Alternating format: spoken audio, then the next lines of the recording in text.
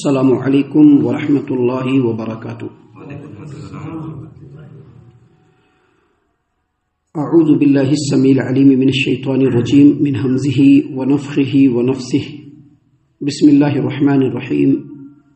ومن آیاتہ ان خلقکم من تراب ثم اذا انتم بشر تنتشرون۔ ومن آیاتہ ان خلق لكم من انفسكم ازواجا لتسكنوا اليها وجعل بينكم مودة ورحمة ان في ذلك لآيات لقوم يتفكرون۔ محترم سامعین اکرام، سورۃ الروم سورہ نمبر 30 اور اسی سورت سے آیت نمبر 20 اور 21، یہ دو آیات ابھی آپ کے سامنے تلاوت کی گئی۔ سامعین اکرام، سب سے پہلے یہاں پر ان دونوں آیتوں کو سمجھنے سے پہلے یہ بات سمجھ لیجئے کہ اس روئے زمین پر انسان کے لیے ایمان لانے کے بعد سب سے جو اہم چیز ہے وہ توحید، کیونکہ اللہ تعالیٰ نے قرآن کریم کے اندر ہی فرمایا ہے کہ وَمَا يُؤْمِنُ أَكْثَرُهُم بِاللَّهِ إِلَّا وَهُم مُشْرِكُونَ۔ بہت سارے لوگ ایمان لانے کے بعد بھی مشرک ہیں۔ گویا توحید کا مطلب یہ ہے کہ اللہ کو ایک ماننا، اور اللہ تبارک و تعالیٰ کے ساتھ اگر کسی کو شریک ٹھہرایا تو پھر شرک ہو گیا اور وہی آدمی مشرک ہو گیا۔ آپ دیکھیں گے مشرکوں کی پوری ہسٹری اٹھا کر کے دیکھیے، ہر دور کے مشرک اللہ تبارک و تعالیٰ کو مانتے تھے، اللہ کو خالق مانتے تھے، رازق مانتے تھے، اللہ تبارک و تعالیٰ کو مشکلوں میں بچانے والا بھی مانتے تھے، لیکن ساتھ ہی ساتھ اللہ تبارک و تعالیٰ کے اختیارات کو دوسرے معبودوں کو بھی ان لوگوں نے سپرد کر رکھا تھا، تفویض کر رکھا تھا۔ مشرکین مکہ کو دیکھ لیجئے، آج کل کے سو کالڈ مسلمان مشرک جو ہیں آپ ان کو دیکھ لیجئے، وہ اللہ تبارک و تعالیٰ کو مانتے ہیں، نماز بھی پڑھتے ہیں، لیکن ساتھ ہی ساتھ کہتے ہیں کہ ہمارے پیر صاحب بھی بہت بڑی پہنچ رکھتے ہیں، اگر وہ چاہیں گے تو اللہ تبارک و تعالیٰ سے بھی لڑ کر کے ہم لوگوں کو جنت میں لے جائیں گے۔ تو اللہ تبارک و تعالیٰ نے قرآن کریم میں اسی شرک کی تردید فرمائی، اور توحید کو یعنی ہر اعتبار سے اللہ تبارک و تعالیٰ کو ایک ماننا، اللہ تبارک و تعالیٰ کی عبادت میں کسی کو شریک نہ ٹھہرانا، اللہ تبارک و تعالیٰ کے صفات کے اندر کسی دوسرے کو شریک نہ کرنا، اس کو اللہ تبارک و تعالیٰ نے مختلف اسلوب اور انداز میں بیان فرمایا ہے۔ ابھی جو دو آیتیں میں نے آپ کے سامنے پڑھی ہے، ان دو آیتوں کے اندر بھی اور ان دو آیتوں کے علاوہ چند اور آیتوں میں اللہ تبارک و تعالیٰ نے بڑی ہی دل نشی اور بالکل اچھوتے انداز میں اپنی توحید کو لوگوں کے سامنے واضح کیا ہے، تاکہ انسان ان آیتوں پر غور کرے تو اس کا دل اقرار کیے بغیر نہیں رہے کہ ہاں اللہ ہی ہے جو سب کچھ ہے اور وہی کر سکتا ہے۔ سامعین کرام دیکھیے اللہ تبارک و تعالیٰ نے کیا فرمایا۔ اللہ نے فرمایا وَمِنْ آیَاتِهِ ان خلقکم من تراب ثم اذا انتم بشر تنتشرون، اور اس کی نشانیوں اور اس کے تصرفات میں سے یہ بھی ہے کہ اس نے تمہیں مٹی سے پیدا کیا، پھر اب تم انسان بن کر جا بجا پھیل چکے ہو۔ یعنی یہاں پر اللہ تبارک و تعالیٰ نے بتلایا ہے کہ جو اللہ کی نشانی ہے یہ اس کی عظمت اور اللہ کے کمال قدرت کے اوپر زبردست دلیل ہے کہ اس نے تم کو مٹی سے پیدا کیا۔ کس چیز سے پیدا کیا؟ مٹی سے۔ گویا انسان کی جو اصل ہے وہ مٹی اور حقیر پانی، اور پھر اسی سے انسان کی صورت بنی ہے۔ اور اس کی تفصیل اس طرح سے ہے کہ جب انسان کی پیدائش ہوتی ہے تو اللہ تبارک و تعالیٰ سب سے پہلے رحم مادر کے اندر جو نطفہ ہوتا ہے اس کو خون کے لوتھڑے میں تبدیل فرماتا ہے، اور پھر وہی خون کا لوتھڑا گوشت کی بوٹی بن جاتا ہے، پھر اسی گوشت کی بوٹی کے اوپر ایسی ہڈیوں کو اللہ تبارک و تعالیٰ پیدا فرما دیتا ہے، اگا دیتا ہے جو انسانی شکل کی ہوتی ہے، اور پھر اسی کے اندر اللہ تبارک و تعالیٰ گوشت کو چڑھاتا ہے، اور پھر اس کے اندر جان کو پھونک کر کے اللہ تعالیٰ انسان بنا دیتا ہے۔ جب تک چاہتا ہے ماں کے پیٹ میں رہتا ہے بچہ، اور پھر وہی بچہ ماں کے پیٹ سے پیدا ہوتا ہے۔ جب وہ بچہ ہوتا ہے تو اس کی حرکت، اس کی طاقت، اس کی ہر چیز کمزور ہوتی ہے، پھر جیسے جیسے بڑھتا چلا جاتا ہے اس کی قوت، اس کی حرکت، اس کی طاقت، اس کی فکر سب مکمل ہوتی چلی جاتی ہے۔ پھر وہی انسان جو بچہ تھا کبھی، جب وہ بڑا ہوتا ہے پوری دنیا میں گھومنے لگتا ہے کہ نہیں؟ پوری دنیا کی سفر کرنے کے لیے ہواؤں کے دوش پر بھی اڑتا ہے، پانی کے موجوں پر بھی سوار ہوتا ہے، ایک ملک سے دوسرے ملک جاتا ہے، وہاں جا کر کے اپنی رزق کو تلاش کرتا ہے، دولت کماتا ہے، اپنے ذہن کو لگاتا ہے۔ دولت اور رزق کو حاصل کرنے کے لیے اللہ تعالیٰ اس کو مختلف علوم و فنون سکھلا دیتا ہے، تو اللہ تبارک و تعالیٰ نے اسی بات کو یہاں پر بیان فرمایا ہے کہ پاک ہے وہ اللہ، جس کے علاوہ کوئی ایسا نہیں کر سکتا کہ اس نے اے انسانوں، اس کی نشانی ہے کہ تم کو اس نے مٹی سے پیدا کیا، آدم کو مٹی سے پیدا کیا نا، اور پھر توالد و تناسل کا سلسلہ چلا جو اللہ تبارک و تعالیٰ نے قرآن کریم کے اندر بیان فرما دیا ہے۔ پاک ہے وہ اللہ جس نے انسان کو پیدا کیا، اس کو قوت والا بنایا، اس کے اندر سوچ و فکر دیا کہ وہ اپنی سوچ اور فکر سے جو چاہے کر سکتا ہے۔ اللہ تبارک و تعالیٰ نے اس کائنات کے تمام مظاہر کو، تمام چیزوں کو اللہ تبارک و تعالیٰ نے انسانوں کے سپورٹ میں لگا دیا ہے۔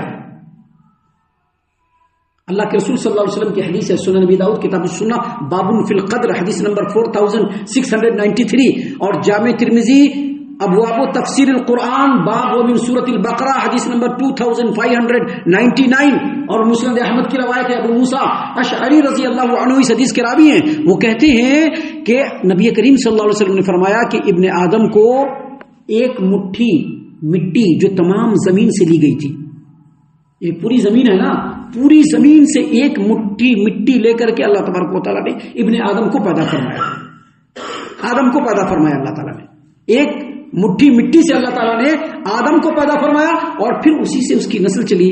اسی وجہ سے آپ دیکھیں گے کہ انسانوں میں کوئی گورا ہے تو کوئی کالا ہے، کوئی سفید ہے، کوئی درمیانے رنگ کا ہے، کوئی سانولا ہے، جیسی مٹی ویسا رنگ، اور کوئی انسان پاک ہے تو کوئی ناپاک ہے، کوئی نرم دل ہے تو کوئی سخت دل ہے، کوئی اس کے درمیان کا ہے۔ یہ اللہ کے رسول صلی اللہ علیہ وسلم کی حدیث ہے۔ اسی چیز کو اللہ تبارک و تعالیٰ نے یہاں پر بیان فرمایا، وَمِنْ آيَاتِهِ أَنْ خَلَقَكُم مِّن تُرَابٍ ثُمَّ إِذَا أَنْتُمْ بَشَرٌ تَنْتَشِرُونَ، اور اس کی نشانیوں اور اس کے تصرفات میں سے ہے کہ اس نے تم کو مٹی سے پیدا کیا، پھر تم انسان بنے، اور اس کے بعد تم پورے زمین میں انسان بن کر کے پھیل گئے۔ یہ اللہ کے علاوہ کوئی کر سکتا ہے؟ کوئی اس کا دعوے دار ہے؟ اور جب کوئی اس کا دعوے دار نہیں تو اللہ کے علاوہ کسی کو مشکل کشا حاجت روا کیوں سمجھا جائے؟ کیوں کسی کو اللہ تبارک و تعالیٰ کے ساتھ شریک کیا جائے؟ سامعین کرام، ان باتوں کو بیان کرنے کے بعد اللہ تبارک و تعالیٰ نے آگے فرمایا دوسری آیت کریمہ میں، وَمِنْ آيَاتِهِ أَنْ خَلَقَ لَكُم مِّنْ أَنفُسِكُمْ أَزْوَاجًا لِتَسْكُنُوا إِلَيْهَا وَجَعَلَ بَيْنَكُم مَّوَدَّةً وَرَحْمَةً إِنَّ فِي ذَلِكَ لَآيَاتٍ لِقَوْمٍ يَتَفَكَّرُونَ، اور اس کی نشانیوں اور اس کے تصرفات میں سے یہ بھی ہے اے انسانوں کہ اس نے تم کو ان خلق لکم من انفسکم ازواجا، تمہارے لیے تم سے ہی تمہارا جوڑا بنایا۔ بہت غور و فکر کرنے کا مقام ہے دوستو۔ اس کی نشانیوں میں سے اور اس کے تصرفات میں سے یہ بھی ہے کہ اس نے تمہارے لیے تم سے ہی تمہارا جوڑا بنایا تاکہ تم اس سے سکون حاصل کرو، اور تمہارے درمیان اس نے رحمت اور محبت پیدا فرما دیا۔ اور پھر فرمایا اللہ تبارک و تعالیٰ نے، ان فی ذلک لآیات لقوم یتفکرون، بے شک اس میں غور و فکر کرنے والی قوم کے لیے نشانی ہے۔ کیا ہے؟ نشانیاں ہیں، نشانیاں غور و فکر کرنے والی قوم کے لیے۔ یہ قرآن کریم غور و فکر اور تدبر کی دعوت دیتا ہے۔ صرف تلاوت کافی نہیں ہے، تلاوت کرتے ہیں ہم لوگ، بہت اچھی بات ہے، لیکن صرف تلاوت کافی نہیں ہے۔ آیتوں کے اوپر غور و فکر کرنا، تدبر کرنا، یہ اصل میں قرآن کریم کی منشا ہے، اور اس پر غور و فکر کر کے اس پر عمل کرنا، یہ اصل میں قرآن کریم کی منشا ہے۔ تو اللہ تبارک و تعالیٰ نے یہاں پر فرمایا کہ اللہ تبارک و تعالیٰ کی نشانیوں میں سے اور تصرفات میں سے یہ بھی ہے کہ اس نے تم سے ہی تمہارا جوڑا بنایا تاکہ تم اس سے سکون حاصل کرو، اور تمہارے درمیان رحمت اور محبت پیدا فرمایا، اور اس میں غور و فکر کرنے والی قوم کے لیے نشانیاں ہیں۔ اس پر جب ہم غور و فکر کرتے ہیں تو ہم کو سمجھ میں آتا ہے کہ جو مٹی کا پتلا اللہ نے بنایا، انسان کا جو آغاز کیا اللہ تبارک و تعالیٰ نے، اسی سے اللہ تبارک و تعالیٰ نے اس کے لیے جوڑا بھی پیدا کیا۔ گویا مرد اور عورت کو اللہ نے پیدا کیا۔ یہ مرد اور عورت انسان کے لحاظ سے تو ایک ہے، لیکن ساخت اور بناوٹ کے لحاظ سے بالکل الگ الگ ہے۔ اللہ تبارک و تعالیٰ نے مردوں کو اور عورتوں کو ایک دوسرے کا طالب بھی بنایا ہے اور مطلوب بھی بنایا ہے، یعنی دونوں کو ایک دوسرے کو چاہیے۔ اللہ تبارک و تعالیٰ نے ان دونوں کے درمیان دونوں کے لیے ایسی کشش اور ایسا اٹریکشن رکھ دیا ہے کہ دونوں ایک دوسرے کے بغیر سکون سے نہیں رہ سکتے ہیں، ہے کہ نہیں ہے؟ دونوں ایک دوسرے کے بغیر سکون سے نہیں رہ سکتے ہیں۔ پھر شادی ہوتی ہے، نکاح ہوتا ہے، دونوں شوہر و بیوی بنتے ہیں، تو اللہ تعالیٰ کسی جوڑے کو لڑکی ہی لڑکی دیتا ہے، کسی جوڑے کو لڑکا ہی لڑکا دیتا ہے، کسی جوڑے کو لڑکا لڑکی دونوں ملا کر کے دیتا ہے۔ لیکن نوع انسانی پر کبھی ایسا زمانہ نہیں آیا ہے کہ عورتیں زیادہ ہو گئی ہوں اور مرد کم ہو گئے ہوں کہ عورتوں کو شوہر نہ ملے، اور ایسا بھی نہیں ہوا ہے کہ مرد بہت زیادہ ہو گئے ہوں اور عورتیں بہت کم ہو گئی ہوں کہ مرد کو عورت نہ ملے، بیوی نہ ملے. ایسا کبھی نہیں ہو سکتا. گویا اللہ تبارک و تعالیٰ نے مرد و عورت کی جو تخلیق فرمائی ہے اس میں تناسب کو برقرار رکھا. اللہ نے کبھی ایسا دور نہیں آیا ہے کہ مرد بہت زیادہ ہو گئے عورتیں کم ہو گئی، اب عورتوں کے لیے جو ہے مردوں کے لیے عورت نہیں مل رہی ہے، یا عورت بہت زیادہ ہو گئی مرد کم ہو گئے تو عورتوں کو شوہر نہیں مل رہا. ایسا کبھی نہیں ہوا. اور پھر اللہ تبارک و تعالیٰ نے مرد اور عورت کے اندر جو جذبات اور احساسات بنایا کہ دونوں ایک دوسرے کے طالب اور مطلوب ہیں، دونوں ایک دوسرے سے سکون حاصل کرتے ہیں. اگر دونوں ایک دوسرے سے نہیں ملے تو کبھی بھی سکون نہیں مل سکتا. اللہ نے جو یہ جذبات اور احساسات مرد اور عورت اور شوہر اور بیوی کے اندر جو رکھا ہے، یہ اصل میں نسل انسانی کے بقا کا لازمی ذریعہ ہے.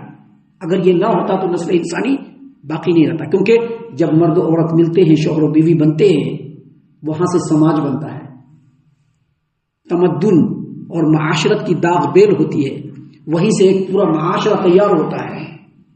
اللہ تبارک و تعالیٰ نے شوہر و بیوی کے اندر جو محبت رکھی ہے، ایک دوسرے کے لیے جو ایک دوسرے کے اوپر فدا ہو جانے کا جو جذبہ رکھا ہے، یہ وہ جذبہ ہے کہ جب دونوں کی اولاد پیدا ہوتی ہے تو شوہر بھی اور بیوی بھی دونوں اس بچے کے اوپر رحمت اور شفقت برتتے ہیں. برتتے کہ نہیں برتتے؟ وہ محبت اللہ تبارک و تعالیٰ پیدا کرنے والا ہے. دونوں کے اندر اللہ تبارک و تعالیٰ نے الفت و محبت کا جو جذبہ رکھا ہے، اسی جذبے کی وجہ سے دونوں تا حیات ایک دوسرے کے ساتھ رہنے کا بالکل عزم اور حوصلہ کر لیتے ہیں. حالانکہ دونوں کے سوچ اور فکر میں بڑا فرق ہوتا ہے. اب ذرا سوچئے کہ اگر ایسا نہ ہوتا تو کیا نسل انسانی باقی رہتی؟ اور کیا یہ اللہ کے علاوہ کوئی کر سکتا ہے؟ نہیں کر سکتا ہے. اس لیے اللہ نے کہا کہ وَمِنْ آيَاتِهِ أَنْ خَلَقَ لَكُم مِّنْ أَنفُسِكُمْ أَزْوَاجًا لِتَسْكُنُوا إِلَيْهَا وَجَعَلَ بَيْنَكُم مَّوَدَّةً وَرَحْمَةً إِنَّ فِي ذَلِكَ لَآيَاتٍ لِقَوْمٍ يَتَفَكَّرُونَ. اللہ تبارک و تعالیٰ کی قدرت کاملہ، اللہ تبارک و تعالیٰ کی توحید، اللہ تبارک و تعالیٰ کی یکتائی اور بے مثال ہونے کی نشانیوں اور تصرفات میں سے ایک یہ بھی ہے کہ اس اللہ تبارک و تعالیٰ نے تمہارے ہی ذات سے تمہارے لیے بیوی پیدا کر دیا تاکہ تم اس سے سکون حاصل کرو، اور تمہارے درمیان رحمت اور محبت کو پیدا فرما دیا. اور اس میں غور و فکر کرنے والے لوگوں کے لیے بہت ساری نشانیاں ہیں کہ اگر وہ ان باتوں پر غور کر لے تو اللہ تبارک و تعالیٰ کی توحید کے قائل ہو کر شرک سے اپنے دامن کو بالکل کھینچ لیں گے. ابھی آگے اور بھی باتیں ہیں جو اللہ تبارک و تعالیٰ نے بیان فرمائی ہے، جس پر ہم لوگوں کو غور و فکر کرنا انتہائی ضروری ہے. ہم اللہ سے دعا کرتے ہیں کہ اللہ تعالیٰ ہم تمام کو ان باتوں کے اوپر خوب غور و فکر اور تدبر کرنے کے ساتھ ساتھ ان باتوں پر عمل کرنے کی بھی توفیق عنایت فرمائے. آمین. اللہ تعالیٰ ہم تمام کو صحیح معنوں میں پکا سچا مومن مسلمان بنائے، اللہ اور اس کے رسول صلی اللہ علیہ وسلم کی اطاعت و فرما برداری کرنے والا بنائے، صحابہ کرام رضی اللہ عنہم کے طریقے پر چلنے والا بنائے، جنت الفردوس میں جگہ عطا فرمائے. اے اللہ ہم تمام کو جہنم سے پناہ دے. اے رب العالمین ہم تمام کو جہنم سے پناہ دے. اے مالک الملک ہم تمام کو جہنم سے پناہ دے. آمین یا رب العالمین. وما علینا الا البلاغ المبین. تبارك الذي نزل الفرقان على عبده ليكون للعالمين نذيرا.